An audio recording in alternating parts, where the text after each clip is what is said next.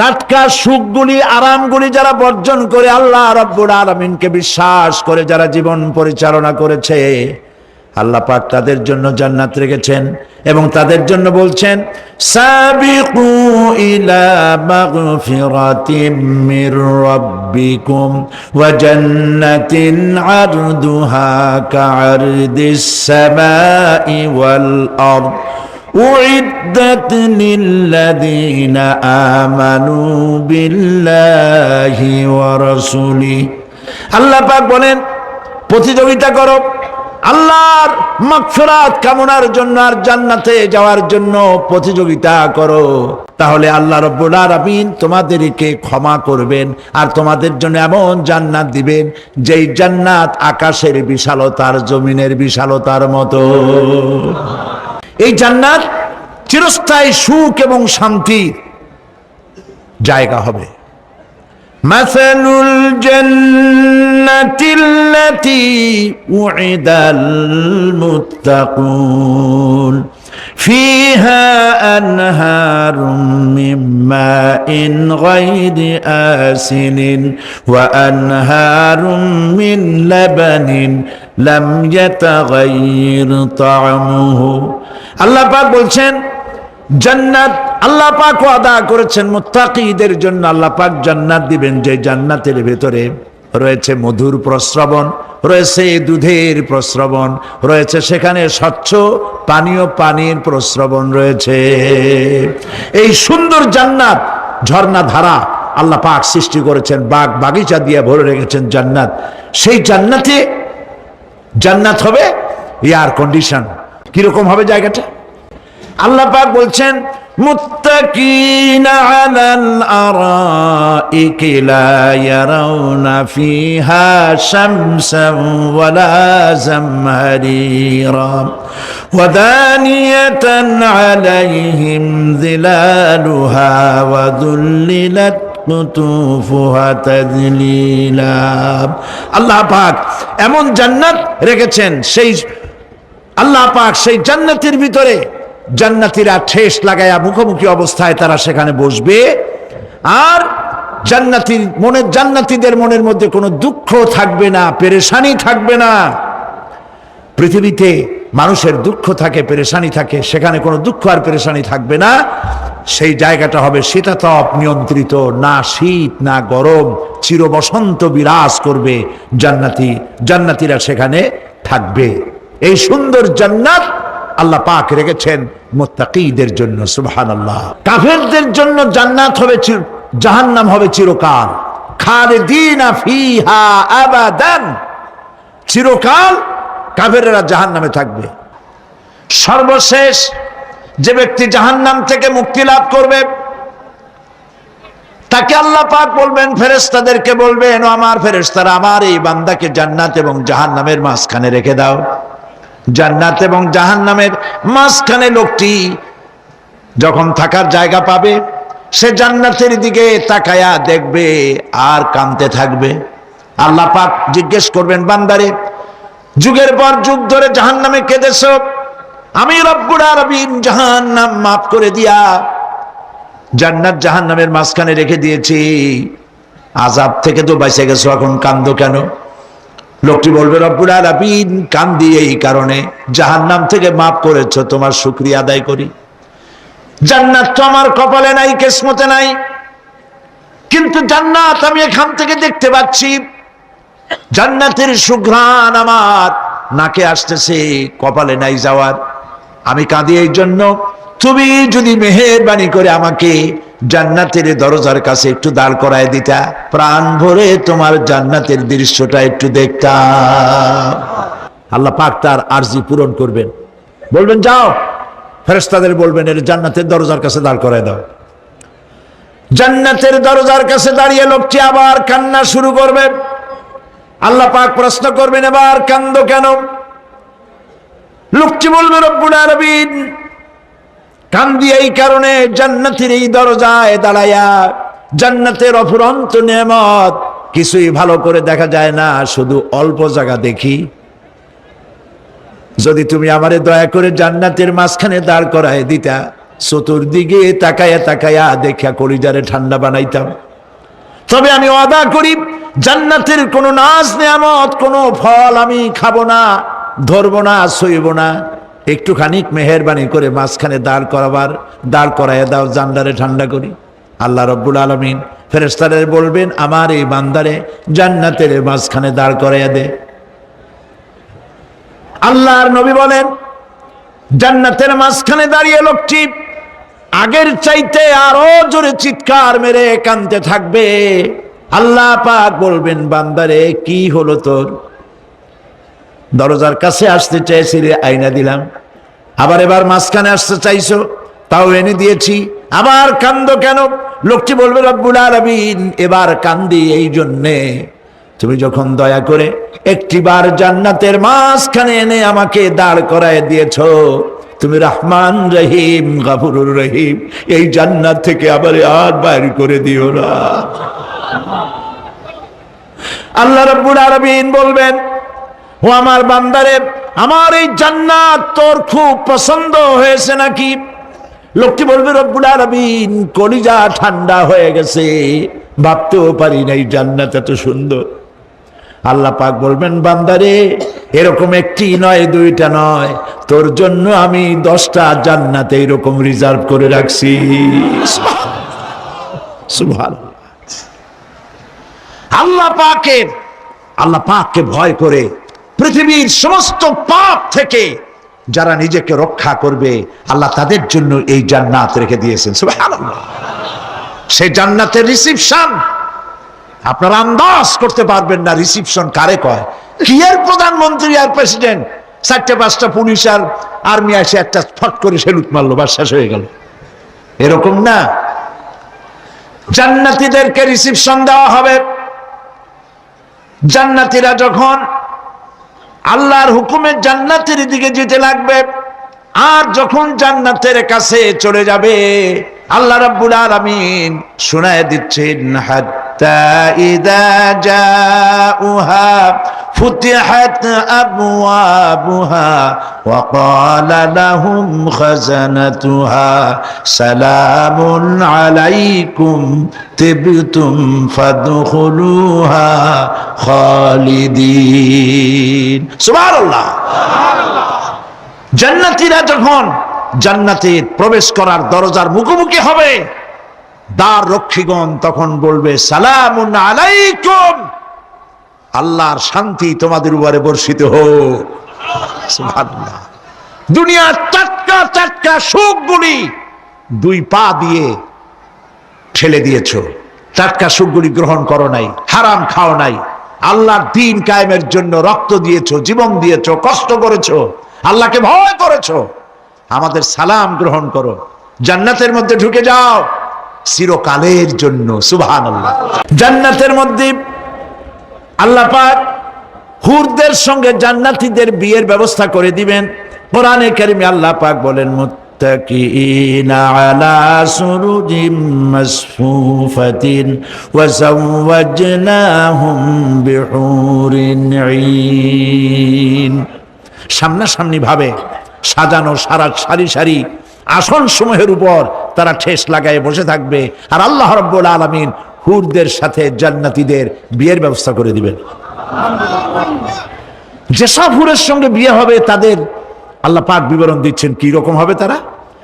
লাম ইয়াতমিসহুন্না ইনসু ওয়ালা জান। এর পূর্বে জিন এবং ইনসান এদেরকে কেউ স্পর্শ করে নাই। কিরকম তারা? কান্নাহুন্নাল ইয়াকুতু ওয়াল মারজান। যেমন ঝিনুকের ভিতরে মণিমুক্তা থাকে, এইভাবে আল্লাহ পাক তাদেরকে পবিত্র করে রেখে দিয়েছেন। আমার প্রিয় ভাইরা, আল্লাহ রাব্বুল আলামিন কোরআনে কারীমের ভিতরে বলেছেন, ফাবিআইয়ি আলা'i রাব্বিকুমা তুকাযযিবান। জান্নাত দান করে আল্লাহ পাক এবার জান্নাতীদেরকে সম্বোধন করে বলবেন, ইয়া ইবাদি লা খাউফুন আলাইকুমুল ইয়াওমা ওয়ালা আনতুম তাহজানুন। হে আমার বান্দারা, লা খাউফুন আলাইকুমুল ইয়াওম, আজ আর কোনো ভয় নাই। সুবহানাল্লাহ, সুবহানাল্লাহ। আজ আর কোনো ভয় নাই, কোনো চিন্তাও নাই, আরামে এই জান্নাতের মধ্যে বসবাস করো। এরপরে আল্লাহ পাক জিজ্ঞেস করবেন, ও আমার জান্নাতীরা, আমি যেসব ওয়াদা করছিলাম আমার ওয়াদা মোতাবেক সমস্ত নিয়ামত পেয়েছো? তারা বলবে হ্যাঁ পেয়েছি, সব নিয়ামত আপনার ওয়াদা মোতাবেক সব পেয়েছি। আল্লাহ রাব্বুল আলামিন বলবেন সব পাও নাই, ওয়ালাদাইনা মাজিদ, আমার কাছে আরো বেশি আছে। সুবহানাল্লাহ, আমার কাছে আরো বেশি আছে। জান্নাতীরা বুঝবে না সে আরো বেশিটা কি, এর থেকে আর বেশি কি।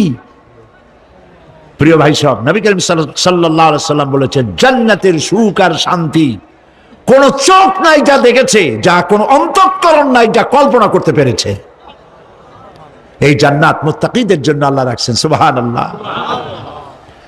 জান্নাতীরা ভাবতেও পারবে না সেই নিয়ামতগুলি কি। প্রিয় ভাই সব, সেই মুহূর্তে আল্লাহর নবী মুহাম্মদুর রাসূলুল্লাহ সাল্লাল্লাহু আলাইহি ওয়াসাল্লাম বলবেন, রব্বুল আলামিন, আমার উম্মতেরা জান্নাতীরা বুঝতে পারে নাই আপনার কাছে কি নিয়ামত আরো বেশি আছে। আমার এই উম্মতেরা জান্নাতীরা আপনার ওয়াদা মোতাবেক সব পেয়েছে, কিন্তু একটি জিনিস এখনো তাদের কিসমতে হয় নাই। সে জিনিসটা হলো, যারা তার রবকে না দেখে শুধু কোরআন আর হাদিসের কথা শুনে আরবের ঘুম হারাম করে তাহাজ্জুদের নামাজ আদায় করেছিল, চোখের পানি ফেলেছিল, যারা জান্নাত দেখে নাই, জাহান্নাম দেখে নাই, আপনাকে ভয় করে যারা জীবন পরিচালনা করেছিল, যারা আপনাকে দেখে নাই, না দেখে শুধু কোরআন হাদিস বিশ্বাস করে যারা অকাতরে নিজেদের জীবন বিলায় দিয়েছিল, এই জান্নাতীরা এখন পর্যন্ত তার রবকে দেখতে পারে নাই। আল্লাহ রাব্বুল আলামিন তার সামনে থেকে ৭০,০০০ পর্দা সরে যাবে। আল্লাহ পাক বান্দাদের আরজি পুরা করার জন্য জান্নাতীদের সামনে তিনি জালোয়া ফরজ হবে। কোরআন শরীফের ভিতরে আল্লাহ পাক বলেন, জান্নাতীরা তারা আল্লাহর দিকে, জান্নাতীরা তার রবের দিকে তাকিয়ে থাকবে, আর রব তার বান্দাদের দিকে তাকায়া থাকবে। প্রাণ ভরে জান্নাতীরা রবকে দেখবে। সুবহানাল্লাহ, আল্লাহ পাককে দেখবে। প্রিয় ভাই সব, আল্লাহ রাব্বুল আলামিন মানুষের সামনে এত সব নিয়ামত রেখেছেন, এই জান্নাত দান করবেন। এরপরে আল্লাহ রাব্বুল আলামিন কোরআনে কারীমের মধ্যে বলেছেন, রব্বিস সামাওয়াতি ওয়াল আরদি ওয়া মা বাইনাহুমার রাহমানি লা ইয়ামলিকুনা মিনহু খিতাবা।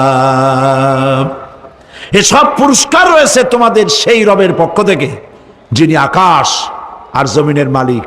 সুবহানাল্লাহ বলবেন না? যার সামনে কথা বলার ক্ষমতা কারো হবে না। এটি একটি মারাত্মক কথা। কিয়ামতের দিন আল্লাহর দরবারে কেউ কথা বলতে পারবে না আল্লাহর নির্দেশ ছাড়া। মনে থাকবে এটা? আয়াতুল কুরসির ভিতরে আমরা পড়ি, মান যাল্লাযী ইয়াশফাউ ইনদাহু ইল্লা বিইজনিহি। আল্লাহ পাক বলেছেন, কিয়ামতের দিন আল্লাহর দরবারে কার সাহস আছে কথা বলতে পারে? মান যাল্লাযী ইয়াশফাউ ইনদাহু ইল্লা বিইজনিহি, আল্লাহর অর্ডার ছাড়া, হুকুম ছাড়া আল্লাহর সামনে কথা বলার সেদিন কেউ থাকবে না। সুবহানাল্লাহ, কেউ কথা বলতে পারবে না। সুপারিশ করতে হবে, আল্লাহ যারে বলেন তুমি করো, অমুকের জন্য করো, সেই ব্যক্তি শুধু তার জন্যই করতে পারবে, আর কেউ কথা বলতে পারবে না। সেই কঠিন হাসরের ময়দান, যেদিন শুধুমাত্র আল্লাহ পাক কথা বলবেন, আর যারে বলতে বলবেন সেই কেবলমাত্র বলতে পারবে। সুপারিশ এটি আল্লাহ পাক কিয়ামতে পারমিশন দিলে বলা যাবে। হযরত ইব্রাহিম আলাইহিস সালাম কিয়ামতের দিন তার নিজের পিতা সম্পর্কে সুপারিশ করবেন। রব্বুল আলামিন, আমার আব্বার জন্য সুপারিশ করতেছি, মেহেরবানি করে জাহান্নাম থেকে তারে আপনি রক্ষা করুন। আল্লাহ রব্বুল আলামিন বলবেন, ইব্রাহিম তোমার সুপারিশ মঞ্জুর হবে না। প্রিয় ভাই সব, একটু মাথা খাটান, চিন্তা করেন। উলুল আযম পয়গম্বর, জাতির পিতা। কে জাতির পিতা? চিল্লায় বলুন, কলিজা সাফ করে ফেলুন। মুসলমানদের জাতির পিতা হাফিজ হাবি কেউ হতে পারে না।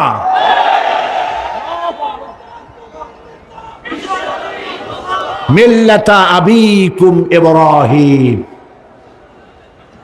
ইব্রাহিম আলাইহিস সালাম এই মিল্লাতের পিতা। সুবহানাল্লাহ। হযরত ইব্রাহিম আলাইহিস সালাম কিয়ামতের দিন বলবেন, আল্লাহ আমার আব্বার জন্য সুপারিশ করছি। আল্লাহ পাক বলবেন মঞ্জুর হবে না। আজর তোমার পিতা হতে পারে, কিন্তু আমার খলিলকে আগুনে ফেলার জন্য নমরুদকে সে সহযোগিতা করেছে, আমি তোমার পিতাকে ক্ষমা করব না। নবী করিম সাল্লাল্লাহু আলাইহি সাল্লামকে সাহাবায়ে কেরাম জিজ্ঞেস করেছেন, হে রাসূল, আপনার আব্বা এবং আম্মার অবস্থা কি হবে? নবী করিম সাল্লাল্লাহু আলাইহি সাল্লাম কেঁদে ফেলেছেন, সব বলেছেন, আমি তাদের কোনো উপকারে আসব না। আল্লাহু আকবার। আপনি মনে করছেন নাকি যে ইয়া নবী সালাম আলাইকা বলি অমনি নবী সুপারিশ পাবেন? এত সহজ। কতগুলো রসগোল্লা খাইলেন আর বড় একটা মিছিল করলেন আর অমনি চলে যাবেন? পৃথিবীর সব মানুষ, সাহাবায়ে কেরাম বাদ দেন, পৃথিবীর সমস্ত মানুষ একত্রিত হয়ে আবু তালেব রাসূলুল্লাহকে যে ভালোবেসেছেন, ওর 1000 ভাগের 1 ভাগও সারা দুনিয়ার মানুষ রাসূলুল্লাহকে ভালোবাসতে পারবে? পারবে? নিজের ছেলে আলীকে, আলী রাদিয়াল্লাহু তাআলা আনহুকে আলাদা বিছানায় শোয়াইয়া, ছোট্ট মানুষ হযরত আলী আলাদা জায়গায় রাখিয়া মুহাম্মদুর রাসূলুল্লাহ সাল্লাল্লাহু আলাইহি সাল্লাম এতিম মানুষ তারে কলিজার সাথে বুকের মধ্যে আশ্রয় করে দিয়ে আগলে রেখেছেন বুক ভরে।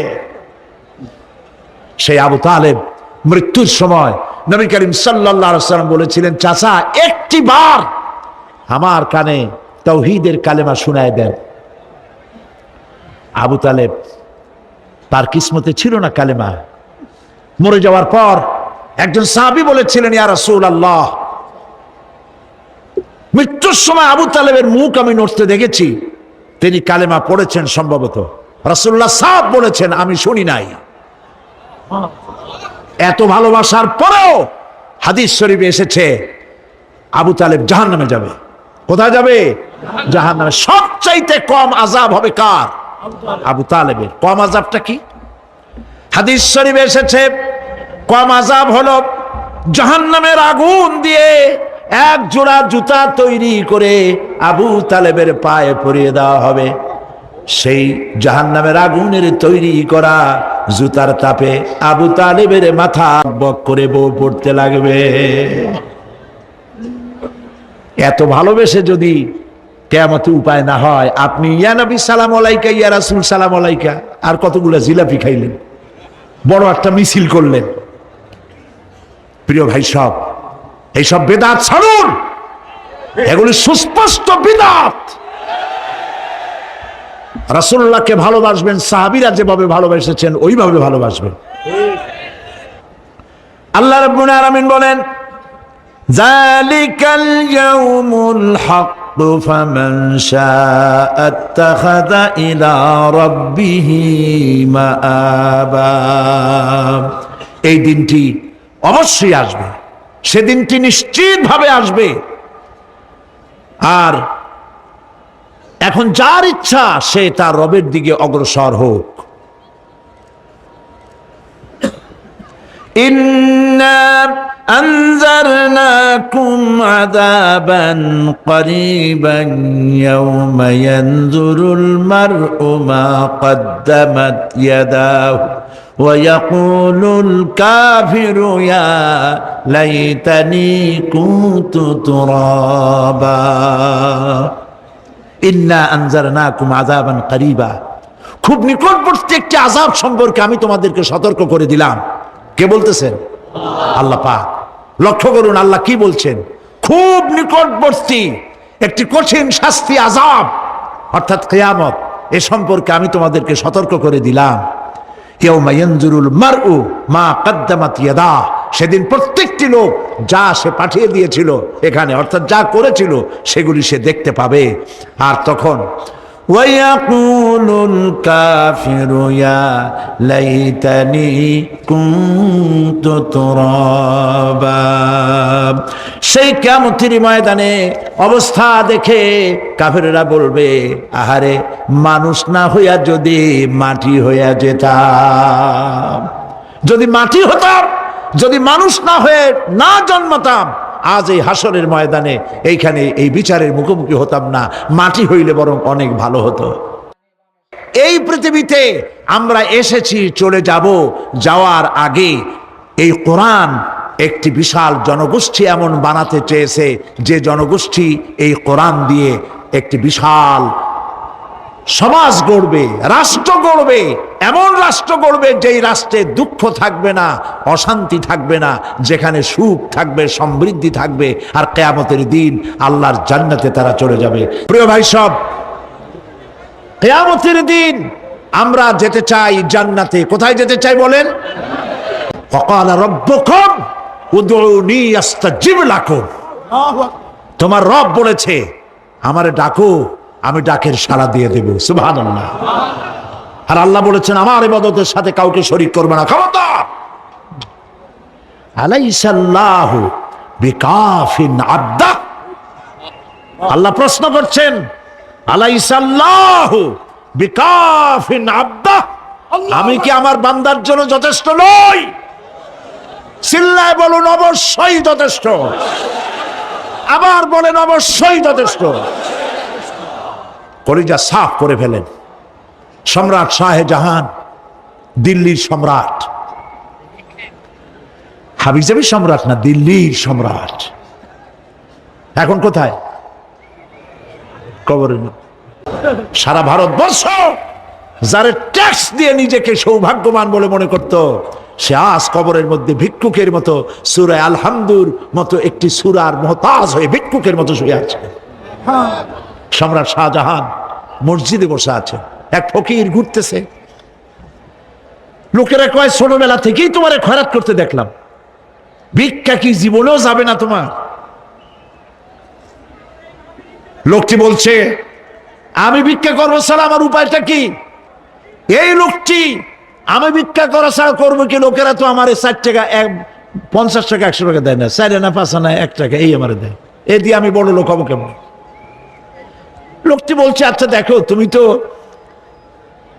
জায়গা মতো যাইতে পারো নাই, বাদশার কাছে যাও, এমন দেওয়া দেবে জীবনে আর খয়রাত করা লাগবে না। তো বাদশার কাছে কি খয়রাতি যাইতে পারে কোনোদিন? কয় হ্যাঁ এখন পারবা। কেমনে? কয় সম্রাট শাহজাহান এখন একা একা মসজিদে আছেন।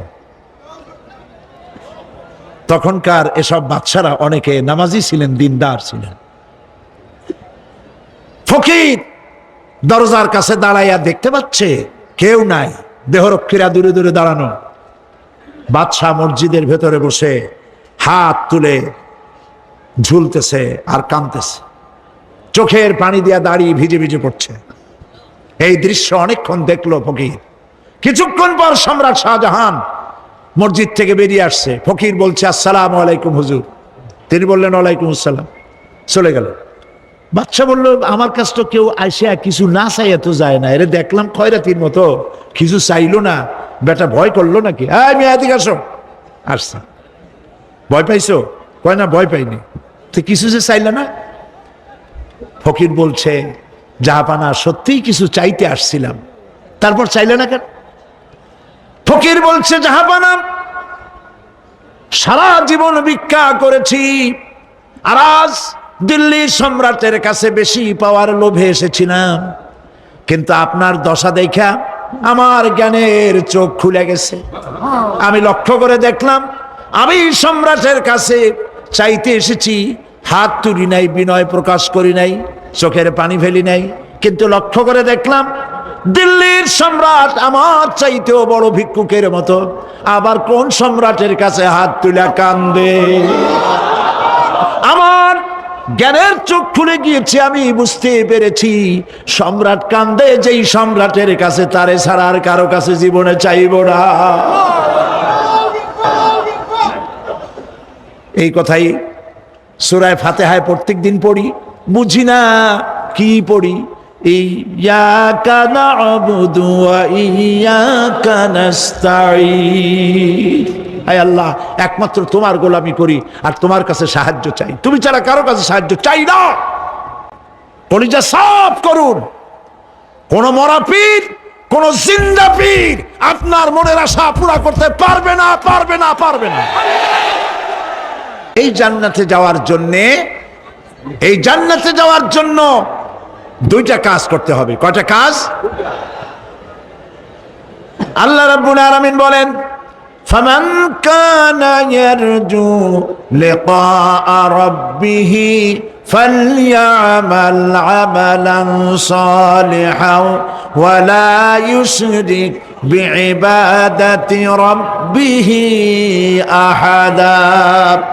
আল্লাহ পাক বলেন, যে বাজারা আমার সঙ্গে দেখা করতে চায় কিয়ামতে, দুইটা কাজ করা লাগবে। বলেন কয়টা কাজ? একটা হলো নেক আমল। কি আমল বলেন? নেক আমল। নেক আমল কারে বলে? নেক আমল করতে হলে আবার দুইটা শর্ত লাগে। এক নম্বরে কাজটা করতে হবে আল্লাহরে খুশি করার জন্যে। কারে খুশি করার জন্য? একটা মাদ্রাসা বানাইছি যাতে লোকেরা বলে যে বড় একটা মাদ্রাসা বানাইছে, এই জন্য মাদ্রাসা বানাবেন, মসজিদ বানাবেন, হসপিটাল বানাবেন, যা কিছু করেন নিয়ত হবে আল্লাহকে খুশি করা। নিয়ত হবে কারে খুশি করা? আল্লাহ পাককে খুশি করা। এই হলো নেক আমলের প্রথম শর্ত, কাজ হবে আল্লাহকে খুশি করার জন্য। দুই নম্বরে কাজটি হতে হবে সুন্নতে নববী সাল্লাল্লাহু আলাইহি ওয়াসাল্লামের উপরে। মনে থাকবে, দাড়ি রাখবো। কেন রাখবো? রাসূলের সুন্নত। রাখবো কারে খুশি করার জন্য? আল্লাহকে খুশি করার জন্য। রাখবো কার মতো? রবীন্দ্রনাথের মতো, কার্ল মার্কসের মতো, কবির মতো নয়। রাখতে হবে কার মতো? নবীর মতো। বুঝে নেন, কাজটা হতে হবে আল্লাহকে খুশি করার জন্য। দুই নম্বরে কাজটা হতে হবে সুন্নতে নববী সাল্লাল্লাহু আলাইহি ওয়াসাল্লামের উপরে হতে হবে। তাহলে এই হলো এক নম্বর। জান্নাতে যাওয়ার জন্য, আল্লাহর সাথে দেখা করার জন্য এক নম্বরের কাজ হলো নেক আমল। বলেন এক নম্বরের কাজ কি? দুই নম্বরের কাজ ওয়ালা ইউশরিক বিইবাদাতি রাব্বিহি আহাদা। আল্লাহ রাব্বুল আলামিনের ইবাদতের সাথে কাউকে শরীক স্থাপন করা যাবে না। আমরা যারা মুসলমান, অধিকাংশ মুসলমান শিরকের ভিতরে মুবতালা হয়ে আছে। বিশ্বাস করেন কিনা বলেন? কাফেরেরা তো মুশরিক আছেই, ওরা তো মুশরিক আছেই, কিন্তু আমরা মুসলমানেরা আমাদের আমলের মধ্যে, আমাদের অজান্তে সবের নিয়তে অনেক শিরক আমরা করে বসি। নাউজুবিল্লাহ। বলেন নাউজুবিল্লাহ। এই জন্য আমি বারবার সতর্ক করি, নিজেকেও করি, আপনাদেরকেও করি। এই কারণে করি, শিরকের গুনাহ আল্লাহ মাফ করবেন না। ইন্না শিরকা লাযুলমুন আযীম। শিরক মস্ত বড় অপরাধ, জুলম, আল্লাহ মাফ করবেন না। আল্লাহর কাছে কান্দে কান্দে মাপ চাওয়া লাগবে যে আল্লাহ শিরক থেকে আমাকে রক্ষা করো, বাঁচাও। অনেক গোপন শিরক আছে। মাজারে যান, পীর সাহেবের কাছে যান, মনে যদি নিয়ত থাকে উনি ফু দিলে আমি ভালো হবই, উনি তাবিজ দিলে আমার বাচ্চা হবেই, উনি আমারে দয়া করলেই আমার ব্যবসায় উন্নতি হবেই, এইটার নাম শিরক। এটার নাম কি? ওয়াইজা সাআলতা ফাসআলিল্লাহ ওয়াইজা ইসতাআনতা ফাসতাইন বিল্লাহ। যা বলার আল্লাহরে বলো, আর যা চাওয়ার কার কাছে চাও? চিল্লায় বলেন। কলিজাটাকে পরিষ্কার করে যান আজকের মাহফিলে। এই কলিজায় কারো প্রতি কোনো ভয় রাখবো না আল্লাহ ছাড়া। ভয় করবো কারে বলেন? মহব্বত আল্লাহ ছাড়া, এত বেশি মহব্বত আর কাউকে করব না। আল্লাহ তাআলা আমাদের কলিজায় তোমার ভয় এবং মহব্বত দিয়ে ভরে দাও। রাসূলের মহব্বত দিয়ে আমাদের দিলকে ভরে দাও। বিশ্বাস করুন ভাই সাহেব, কোরআন শরীফ আমার সামনে, বিশ্বাস করুন, দেশি পীর বিদেশি পীর, খাজা বাবা দেশি এবং বিদেশি, কেউ আপনার ভাগ্য বদলাই দিতে পারবে না। এই পিছনে দৌড়ায় দৌড়ায় কোনো লাভ নয়। এতক্ষণ মসজিদের ভেতরে বসে আল্লাহর কাছে কাঁদেন। আর আজ থেকে কোনো মাজারে টাকা দিবেন না, পয়সা দিবেন না, আগরবাতি দিবেন না, মোমবাতি দিবেন না, গোলাপ পানি দিবেন না। কারা কারা দিবেন না হাত উঁচু করে দেখা। সুবহানাল্লাহ, আলহামদুলিল্লাহ, লা ইলাহা ইল্লাল্লাহ। সুবহানাল্লাহ, আলহামদুলিল্লাহ, লা ইলাহা ইল্লাল্লাহ। সুবহানাল্লাহ, আলহামদুলিল্লাহ, লা ইলাহা ইল্লাল্লাহ, মুহাম্মাদুর রাসূলুল্লাহ। আল্লাহুম্মা আমিন। রব্বানা যালামনা আনফুসানা ওয়া ইন লাম তাগফির লানা ওয়া তারহামনা লানাকুনান্না মিনাল খাসিরিন। রব্বুল আলামিন, তাম পৃথিবীর মাটির নিচে যত মোমেন মোমেনাত শুয়ে আছে, আল্লাহ কবরগুলি কি জান্নাতের টুকরা বানায়া দাও। আয় আল্লাহ তাআলা, এই মুহূর্তে মনে পড়ে গেল আমাদের মা বাপের কথা।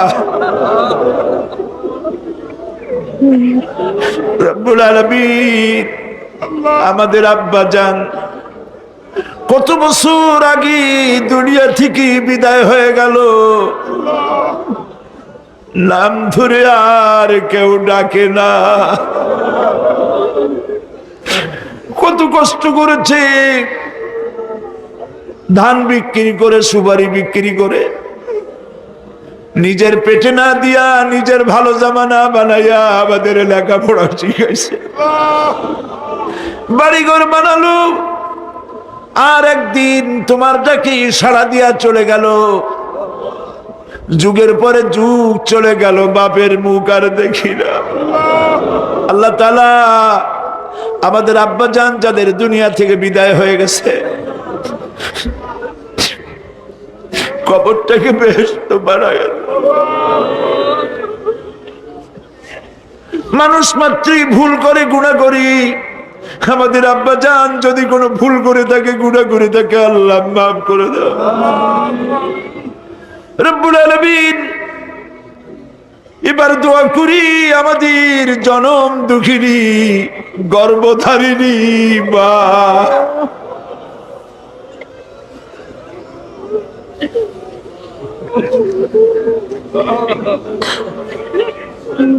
আর 10 মাস ধরে পেটের মধ্যে রেখে কষ্ট করেছে মা,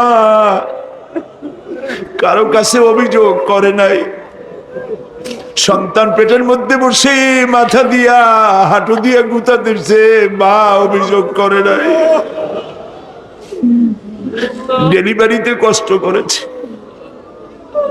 2-2.5 বছর পর্যন্ত বুকের দুধ দিয়া মানুষ বানাইছে, নিজে না খেয়ে আমাদের খাওয়াইছে। কান্না মুখে শত চুমা দিয়া হাসি ফুটাইছে। ওই মা যার বিদায় হয়ে গেল, কবরটাকে জান্নাতের টুকরা বানায়া দাও। রব্বির হামহুমা কামা রব্বায়ানি সগীরা। সবাই পড়েন, রব্বির হামহুমা কামা রব্বায়ানি সগীরা। সুবহানাল্লাহ কইতে ইচ্ছা করে না? আর যদি পাশাপাশি সাজায় রাখেন 3 একর জমিন লাগবে একটা মানুষের রগ সাজায় রাখতে। এই রগগুলি দিয়ে আপনি আমি যা খাই এটাকে বলা হয় কার্বোহাইড্রেট। চাউল চাউল জাতীয় খাদ্য, আটা আটা জাতীয় খাদ্য, চিনি চিনি জাতীয় খাদ্য, আর ডাল ডাল জাতীয় খাদ্য। এই 4 প্রকারের খাদ্য হলো কার্বোহাইড্রেট। এগুলি মানুষে খাইলে পরে শরীরের ভিতরে এর থেকে রক্ত হয়, এর থেকে পেশাব পায়খানা হয়ে বর্জ্য বেরিয়ে যায়। আর যেটা রক্ত হয় সেই রক্তটাকে গোটা শরীরে প্রবাহিত করে শরীরটাকে আল্লাহ উষ্ণ রাখেন, সেজন্য এত রগ রেশা দিয়েছেন। এখন এই রক্তগুলিকে মাথা থেকে শুরু করে পা পর্যন্ত পৌঁছে দেওয়ার জন্য আল্লাহ একটা জেনারেটর রেখে দিয়েছেন বুকের মধ্যে। কন্ত বুদ্ধি করে জেনারেটর নামটা কি? মাশাআল্লাহ বুঝে ফেলেছেন। জেনারেটরের নাম হার্ট। সেটা অনবরত সিস্টোলিক অ্যান্ড ডায়াস্টোলিক এভাবে করে সম্প্রসারণ সংকোচন এরকম করতেছে। চিকিৎসা বিজ্ঞানীরা বলেছেন মানুষকে মাথা থেকে শুরু করে কাটাকাটি করে সব বুঝেছি, কিন্তু হার্ট এরকম এরকম করে কেন, এর উৎস আজ পর্যন্ত পৃথিবী খুঁজে পায় নাই। এটি এভাবে করে করে রক্ত ছড়িয়ে দিচ্ছে। এখন দেখেন আল্লাহর খোঁজার ব্যবস্থা।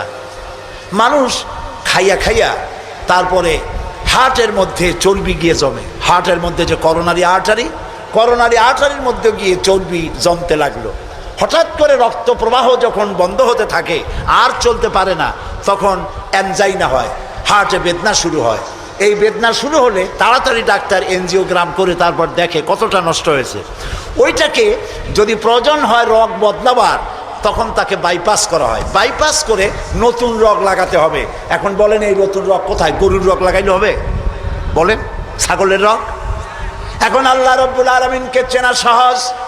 ওই রব্বুল আলামিন এমন সুন্দর ব্যবস্থা রেখেছেন, কারো যদি বাইপাস ওপেন হার্ট সার্জারি করার যদি প্রয়োজন হয়, রগের যদি 2-4টা রগ যদি লাগে, আল্লাহ রব্বুল আলামিন মানুষের হাতের মধ্যে পায়ের মধ্যে স্পায়ার পার্টস কতগুলি রগ রেখে দিয়েছেন। ডাক্তারেরা পা থেকে হাত থেকে সেই রগগুলি নিয়ে হার্টের ভিতরে ওই রগ লাগিয়ে দিয়ে নতুনভাবে আবার রক্ত সঞ্চালনের ব্যবস্থা করে দেয়। যালিকুমুল্লাহু রাব্বুকুম, এই হচ্ছে তোমাদের রব। সুবহানাল্লাহ বলেন। ইনি আল্লাহ যিনি এই ব্যবস্থা করেছেন। কিডনি লাগে একটা মানুষের জন্য কয়টা? না না, 2টা লাগে না, কিডনি লাগে একটা, কিন্তু আল্লাহ তাআলা দিয়েছেন কয়টা? 2টা। একটা যদি অকেজো হয়ে যায় তো আরেকটা দিয়ে যেন কাজ হয়। লক্ষ্য করুন, আপনার মেমোরি, আপনার মগজ, আপনার ব্রেন, যে ব্রেনটা, যে মগজটা মাথার মধ্যে আছে, এই মগজের মধ্যে রয়েছে অসংখ্য সেল, কোষ, CELL, অসংখ্য কোষ। মেমোরি কোষ, বুদ্ধির কোষ, শোকের কোষ, সুখের কোষ, অনুভূতির